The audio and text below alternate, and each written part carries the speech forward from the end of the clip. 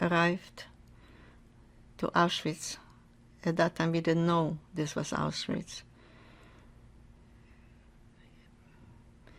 Some people in striped uniforms came on the train, and they started to yell at us. We should get out and leave everything behind. Everybody was terribly frightened because we didn't know what's going to happen to us. My brother-in-law asked this man, please tell me what's going on here, because downstairs, outside, we heard a lot of barking and shouting and a lot of commotion. He didn't want to say anything. He first was just quiet.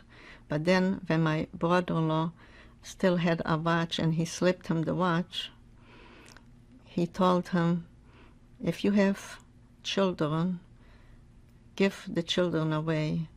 And if you have a wife and she has a child, then she is not going to, she'll be killed unless you give the child to somebody else, to older people, because they are going to be killed anyway.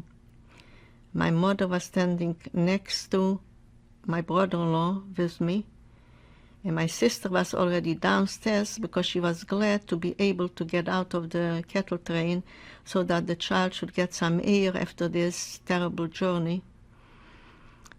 As soon as my mother heard that, she had the presence of mind to run over to my sister, quickly removed the child from her arm and told her, darling, I just found out that women with children will have it easy. All they will do is take care of the children.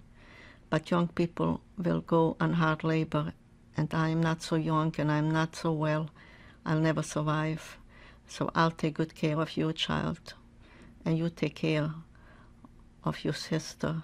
But as soon as she had the child in her arms, and before my sister had even a chance to object, because no mother likes to give up her child for whatever reason, she was pushed away between the single people, and my mother was pushed by Mengele, whom we found out that was his name only later, because he did the selections.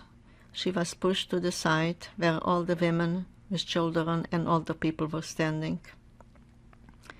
She had only a chance, and my mother had only a chance to yell out to me, please take care of your sister.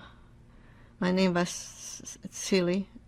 This is how she called me, and she called out, Cecile, take care of your sister. Because she knew the pain my sister will suffer when she'll find out where she took her grandson. But we really had no time or a chance to reflect yet on the separation, because everything was done with such brutality, with such screaming and yelling,